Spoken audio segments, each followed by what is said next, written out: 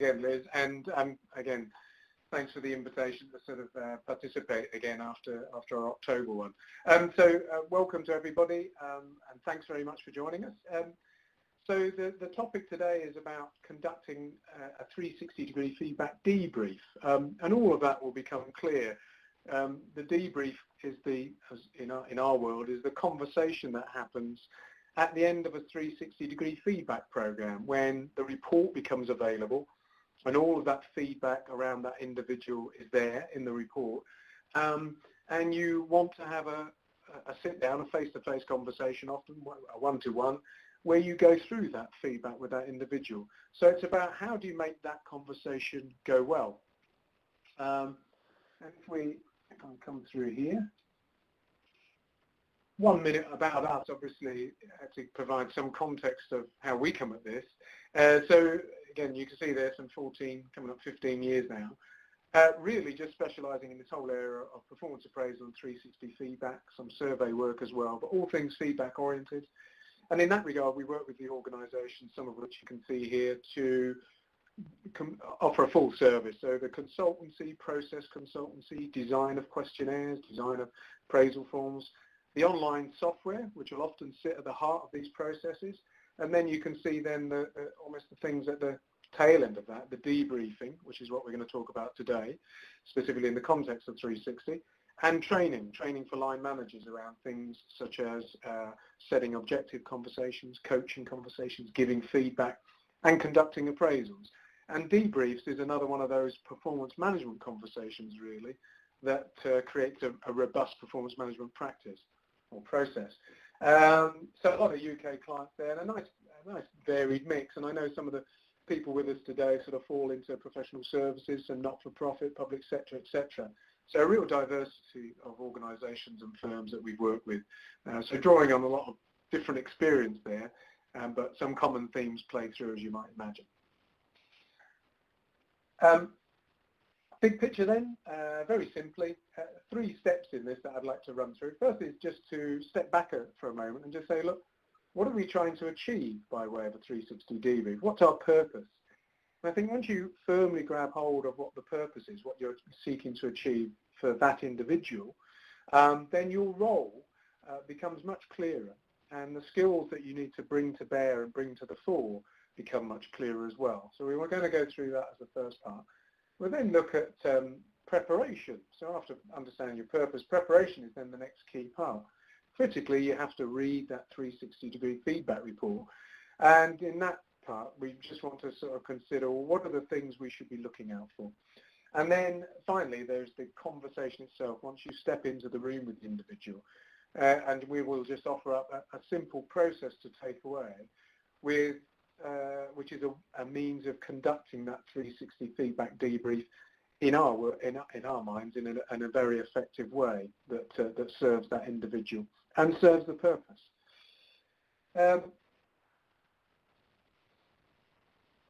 We've been doing 360-degree feedback for long enough, as you could see there, that there are moments of levity and humour to be had in it. It's not all serious, but we started doing these Busting Urban Myth cartoons about a year, 18 months ago, and we realised that some things in 360-degree feedback were very difficult. And you can see there that we decided that stopping someone focus on negative comments in their 360 feedback report was nigh on impossible. And we recognised that a few times. Usually gets a wry smile, particularly when we're sat with partners in a law firm. Coming through. So, our purpose.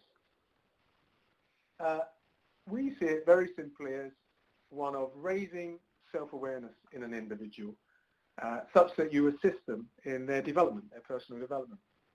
And what you can see underneath there, may be known to some of you, is a concept or a model called the Johari window, which was the result of studies by a couple of Harvard professors way back in the 60s that looked at how people operate in the world and how they behave and how they perceive how they behave. And they said, look, you observe yourself, and there are things known to you, the self, which you can see at the top of that model, and there are things unknown to you. And down the left side, you can see then that there are things that others know about you and see and observe, and there are things that are unknown to those others. So those two axes of self and others allow them to create that simple four-box model and say, okay, well, there's things known to both parties, and that would be the public arena. It's very open, and I see how I behave in the workplace, and everybody else sees me that same way. And there might be things then that I know about myself that I don't bring into the workplace, or I hide from others. I keep them hidden in the facade area, the private arena. And of course, then you've got then something that might be known to you more rather than Johari windows, the concept of the blind spot. And that was simply that there were things unknown to the individual that others did observe. It was known to them but unknown to the individual. And really 360-degree feedback is about shining a light on that blind spot very often. Much is known to an individual, and they'll often read their report and nod and say, yeah, I knew those things. But sometimes there'll be things that they don't know. And so 360 can illuminate that for them and bring things that might be into the blind spot into their consciousness, into their awareness. And that's where it becomes useful, because once you bring people's awareness to things, that's the first step towards being able to change their approach or modify how they go about things. So that awareness is absolutely key, and it's a great way as the starting point to assist someone in their development. And I suppose the last thing to note is fundamentally we see 360-degree feedback as a developmental exercise. It will often get tied into appraisals and performance management, but if it can be held as something that's there to help people develop, that's where it has the maximum impact and effect. So if that's the purpose, then what's the role of you as a debriefer then as you go into this conversation? Well, this is not exhaustive, but we're just trying to give a flavour for it. The first off is that you are an intermediary. You don't own the feedback. The image there was trying to give that sense of two people looking at a report together. You step aside from the report. And I'll often say as I go into the debrief with someone to say, look, I am not here to give feedback. That is not my role. My role is to act as an intermediary, to look at the feedback.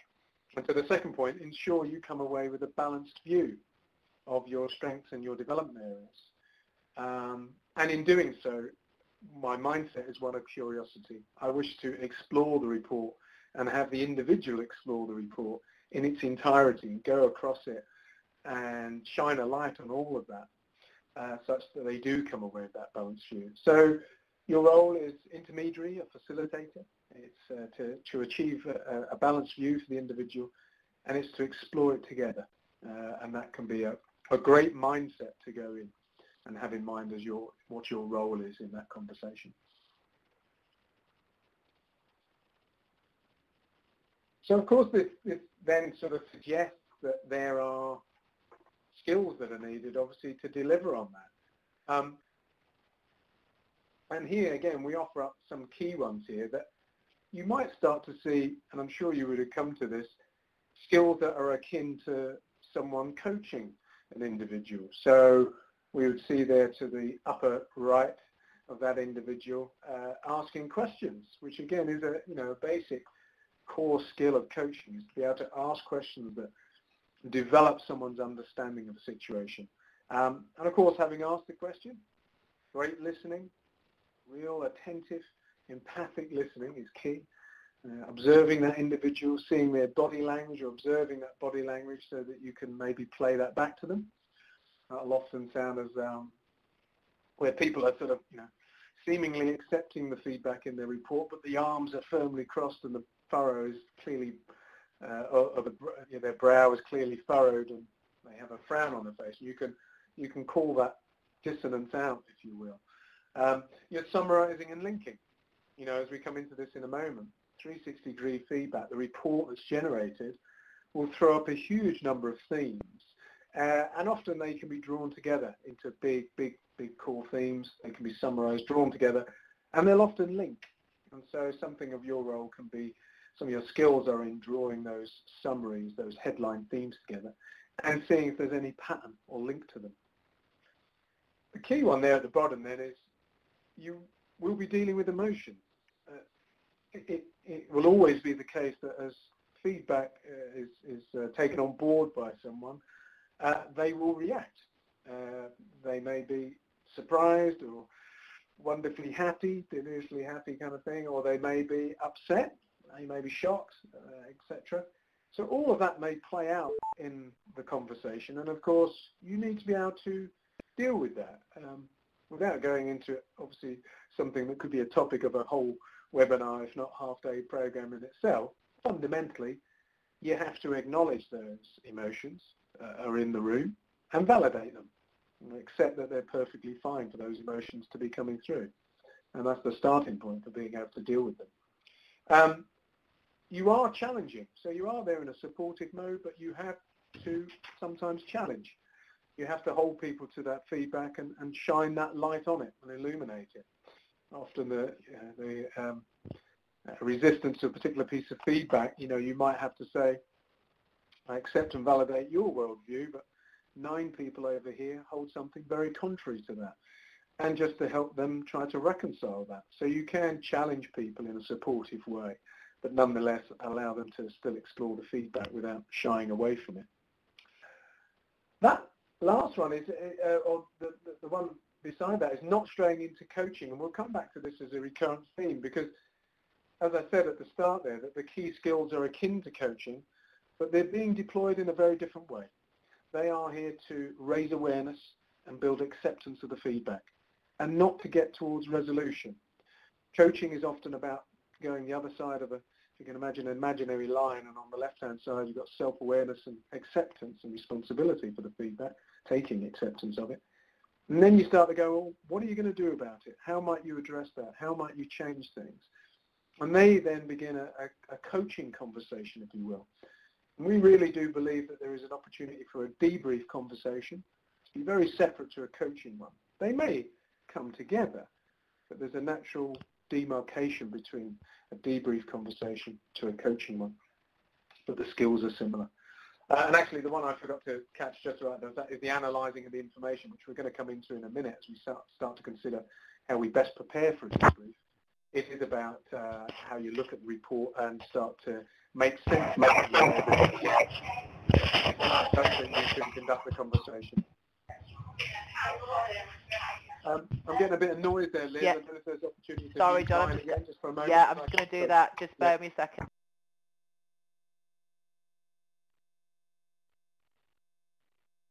Off you go, John. Thanks, Liz.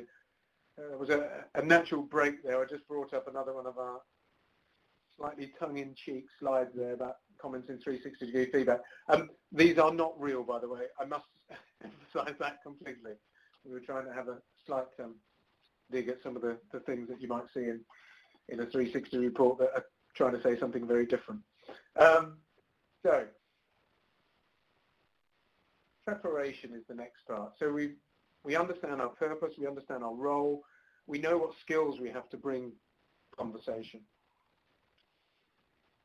So what is our preparation? It's reading the report several times. I'll show an example of a report in a minute, but the key thing here is, what are we looking for? We're trying to get the high-level themes out. Is there a big theme in here about this person's delegation capabilities or organizational capabilities? Is it something to do with the way they handle one-to-one team member meetings or alike? Is it their communication to senior colleagues? So there will be some big themes, no doubt, in a report, invariably. You're looking at the consistency of the feedback in 360. By its very nature, it is bringing in feedback from peers, direct reports, line manager, and the individual themselves. And you're trying to see if there's consistency. Do the peers see the individual the same way direct reports do? Does the line manager see them the same way they see themselves? And then, of course, you've got key points from the comments, as you'll see in a moment. Narrative or comments in a feedback report are where the real richness lies, and so where the real value lies for an individual. And going back to the point about balance, it's just drawing out those key strengths about that individual that are coming through in the report and getting a sense of the priority development areas. There may be a myriad of development opportunities for the individual, but your judgment as a debriefer is just to say, Let's pick out the ones that I think are the real big ones for them to potentially focus on, that I need to tease out in the conversation with them. I'll just show for a moment, and I might zoom in this very, very quickly. You can see here just a report. So I know some of you won't have conducted 360 before, so I don't know, are you able to zoom that at all, Liz? I don't know if you're able to zoom that at all. If that's feasible, but what you're seeing with 360-degree feedback, you have a series of statements, a competency heading here called accountability, sample report, a series of questions that have been asked, and then people giving feedback, rating against a behaviour. So in this instance, we've got a self, manager, peers, and direct report down the side, left-hand side, and a rating scale in this instance of outstanding, good, marginal, weak, no evidence. Again, you can have all manner of different rating scales or whatever, but the concept of 360 is that people will rate that individual against a particular behaviour, whether they are doing it very, very well, okay, or they need development of some description in your mind, in your opinion. And then people offer up comments. So here you can see again the comments that follow on from those rated statements, giving up the self comments, what they think about themselves in this instance, the manager, what they perceive that individual is like with regards to accountability, and then you might see some peer comments, and of course you can imagine that goes on, you might see some direct report comments as well. So whatever is the style of the report, again I'm happy to take questions on that, maybe at some appropriate point later on in the session today. That's what you're looking at. You're looking at people commenting and rating more often than not, rating against questions and commenting. And that, as an aggregate picture, comes together in that report, and you have to read that, and as we said before, pick out the big themes, pick out interesting comments, see if there's any distinctions between peers to direct reports to managers, etc., and see if there's if there are what the strengths and development needs are.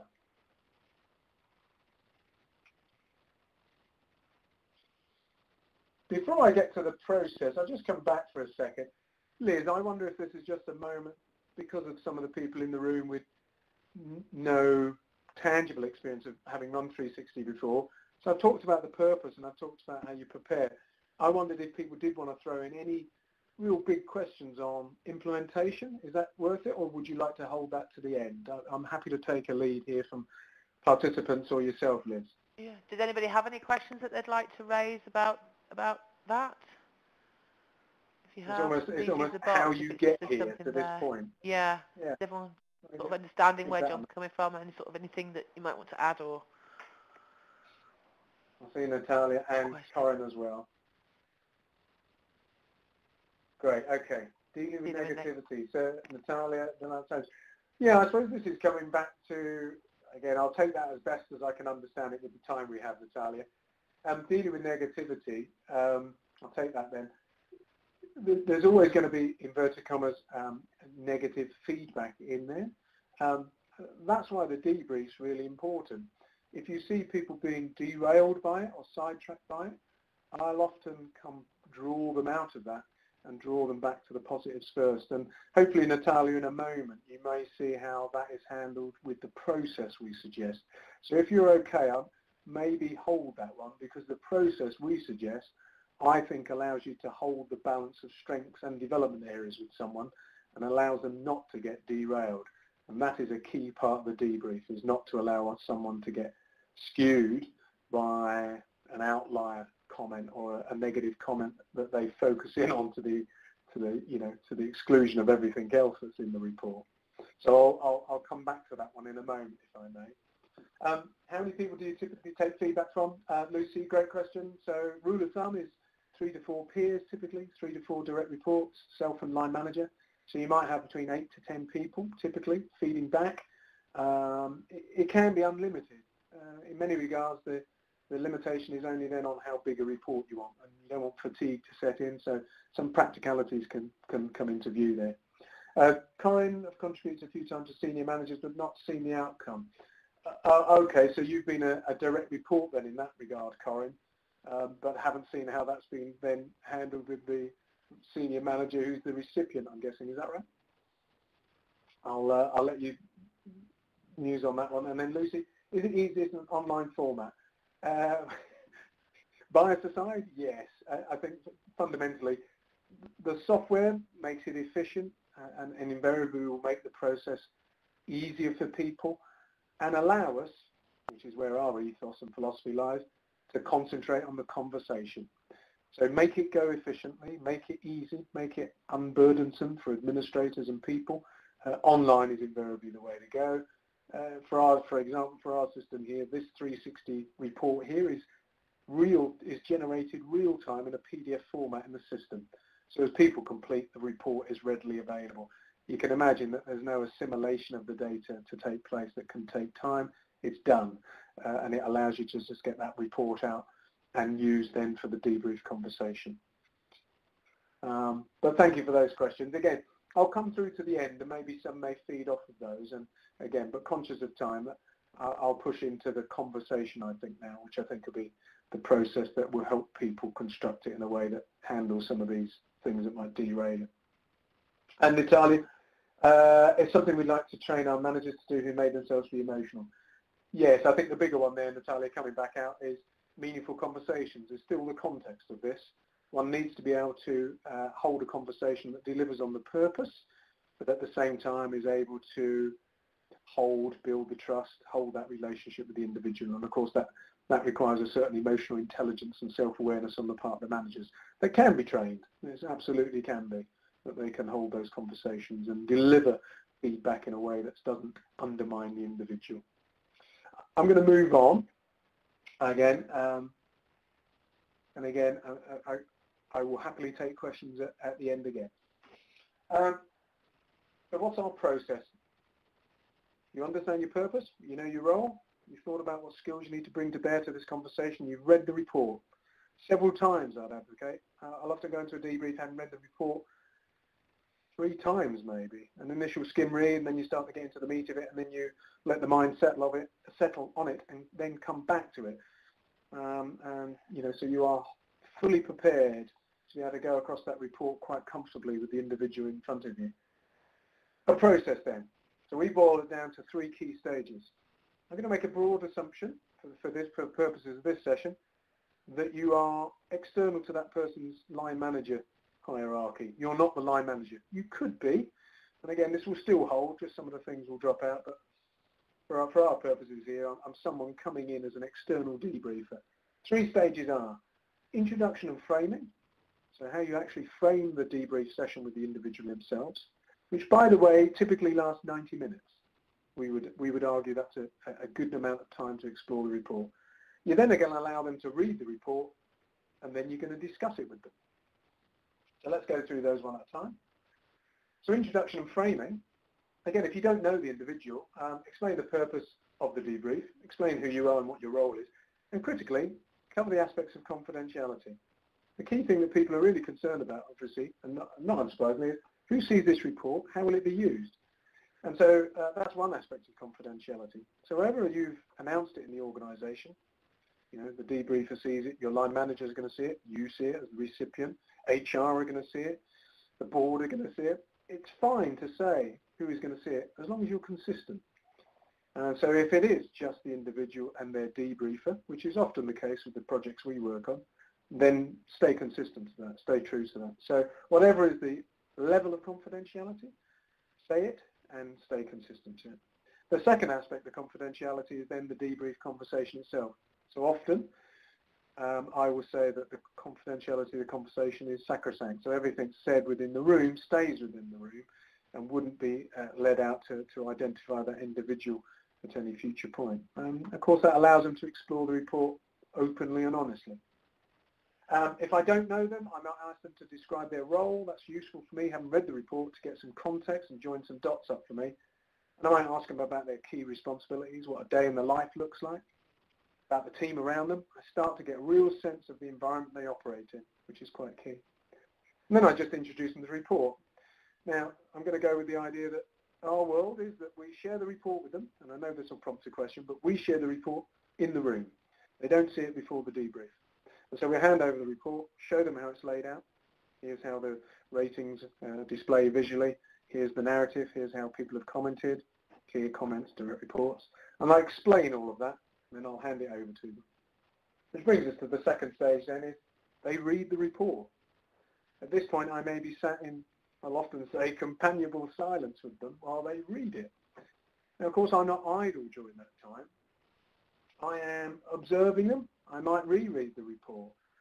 And what we're trying to do at that point is to allow them to get an initial sense of it. And it's amazing how well people do get a quick, real sense of a report through that initial 15, 20-minute read, which it might be, 15, 20 minutes. Quite common, can be faster. But in that, I'm getting a real sense of how it's landing for them. I catch them wryly smiling at page 7, or I catch them snorting derisively at some comments on page 15.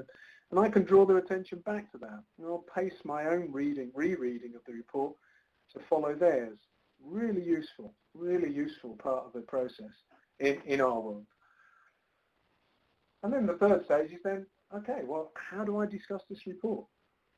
You know, how does it look? They put the report down. They look up. They smile. They frown. And we say, how was that for you? What's your overall impression? Pleased? Disappointed? Is what's in there expected, or is it a surprise? And it's amazing. You'll get people say, oh, I'm really pleased about that. A bit disappointed. Peers made some comments on this. Pretty much meets expectations, but surprised at this thing my line manager has said. That initial raw reaction to it is tremendously useful, both for you and for them, just to sit with that and realise just how this stuff is landing for them.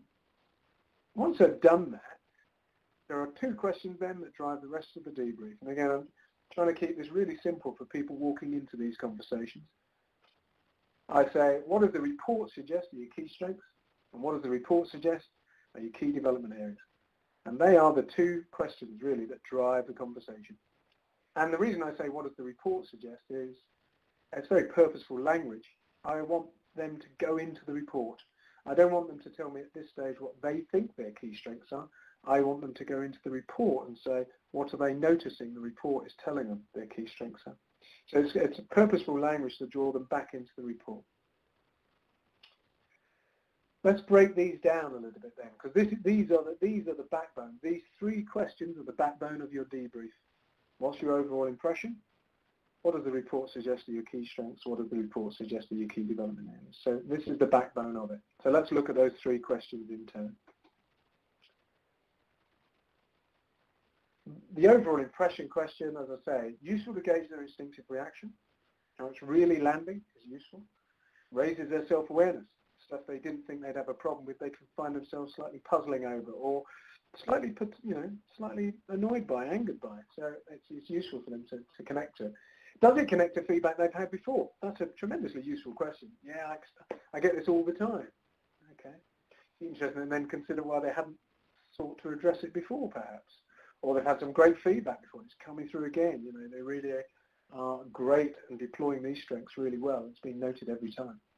And what's the headline story? Hence the newspaper icon. I'll often say, look, if this weren't you, if this was a third person, and Tom Smith's report landed on your desk here saying what it says, what do you think is the headline? And it's amazing how well people just say, Tom's a great guy, gets the projects done, really great on task, give him a job, it'll be completed, but really terrible in keeping up with his team, doesn't engage his immediate direct reports. And they'll capture it, they'll get a real sense of it. And having them take a third position keeps them somewhat detached from it, emotionally detached from it for that moment, and it can be quite useful.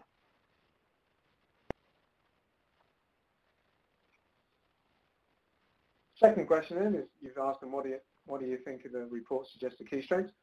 So why, or what are some of the principles here then? Watch so you don't skip this part. It's tremendous, it's fascinating every time to us, and I think it's somewhat human nature that people can often dismiss it and go, yeah, it's great to see that, but let's have a look at these things here that are seemingly negative in their mind. And they will try to, as to Natalia's point, they may try to get to the negative pieces as they see it. But hold them to the strengths. Hold them to the strengths as long as you do their development areas. Why? And I would tell them this often, particularly senior people. Psychologically, it's good. It's good to see this stuff cast in black and white. Really tremendously useful. For many people, they've never seen it this way before, aggregated, put together in this way. So it's really tremendously useful to them. More interesting one, though, is that the strengths often give a glimpse of the development areas. We all know that sometimes an overplayed strength can suddenly start to undo you. Confidence can become arrogance if it's overplayed, for example, as a crass example. A focus on task may mean the people aspect of your role gets left to the side. So it's often the case that something that somebody's really good at, it's to the detriment of something else. And you can start to tease out and begin to lead them into, to your point, Natalia, the more negative aspects in a very positive way. You can lead them there from the strengths and say, this is great stuff. Does any of this get overplayed? Do you focus on this so unremittingly that actually so there's a fallout effect? And you'll often unravel before you and say, yeah, I don't spend enough time with my team. Yeah. And so they start to spot where those strengths could play against them. And of course, as you're reviewing the strengths, you're in the report as well. Draw those out. Yes, I see on page 7 some fantastic feedback from peers that really support what you've just said. Some great comments about how you delegate, how you empower people, how you give praise and feedback. So if you're spotting comments, actual data in the report that you can draw out and present to them and build that self-awareness, tremendously powerful stuff for them. So see what they're picking out and support it and offer it up with your own, but really flesh it out and explore it together. And then the development areas. What are the development areas? Key there, as I say, is prioritise these. Don't need to go into every single one. Try to get them to focus on what they think are the 2 or 3 key priority development areas in their minds, and what they think if they address would really make a difference to their contribution or their impact in the business. Explore them, really flesh them out again, see connected. Often you see things like time management connected to things like delegation. You know, people who are in the work don't get time to do the strategic thinking piece, so you see a link there. So you can really start to just, again, go back and forth across the report, help them spot the patterns, help them spot the themes, help them spot what's connected. And again, you can support their observations with your own in that way that is challenging, but in a supportive way.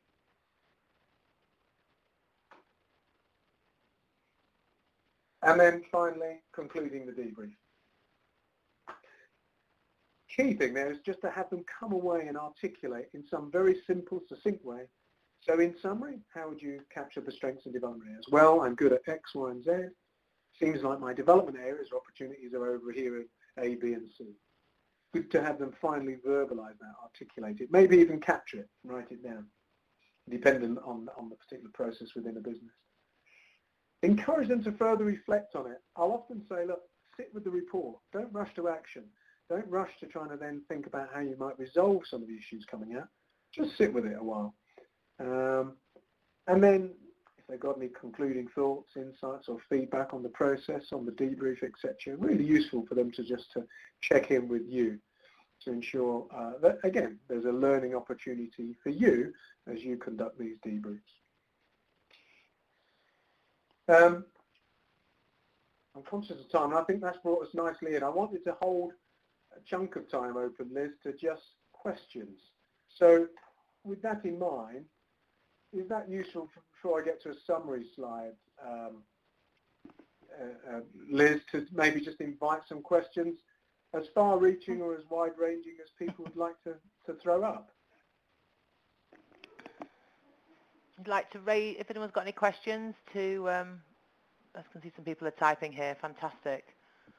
Great. Lots of things to get you thinking about there, isn't there? Yeah, and again, so it's slightly different because, again, what I was keen is I want people to recognise a structure to the conversation, but recognising that people have probably got different experience, and that would be nice to draw that out now, I think, and work off of that for the last sort of 5 to 10 minutes. And I can see there's multiple attendees typing, so it's always slight excitement of anticipation here as we see what people are thinking about.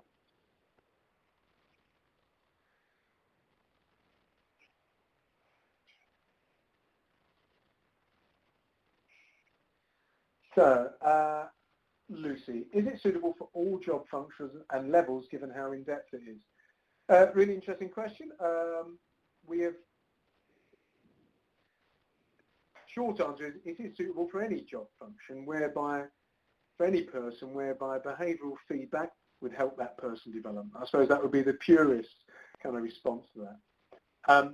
Practically, do we see it used as a process across the breadth and depth of an organisation? Growing in popularity, I say we're seeing 360 being drawn into the general annual appraisal process more and more. So 360 is becoming available to everyone in the business, everyone in the organisation, but it has to be handled carefully. Traditionally, though, we're still seeing it as a precursor to leadership development activities, looking at in-depth feedback for people in senior positions in an organisation, but a growing trend of it being drawn in to the wider appraisal process for people. So, but humbly, I see if it can add value to anyone in their role, I think you have the opportunity and you have the technology to deliver it. Natalia, we do Transparent 360, which is attributable. Feedback givers give their name and offer examples, interactions. Believe in open communications, but it brings challenges. Yes. Any tips on dealing with open feedback at debrief meetings where line manager gives that feedback to the direct report? Yes, it will bring challenges, and particularly, I think two things going there, as you rightly say. The challenge one is you've got open feedback, so it will be a question of how honest and open has that feedback been given, so you have to have that in mind. The second consideration is the fact, as you say, that the line manager's comments are in there as well. So I think the key thing there is, I would say, the line manager needs to stay true to the purpose and maybe state that. Say, look, the key thing here is to raise awareness. There's no true or false in this feedback, no right or wrong. It's just it's a series of subjective worldviews all brought together. And yours is equally as valid. So I think you would start by saying that your own worldview is valid.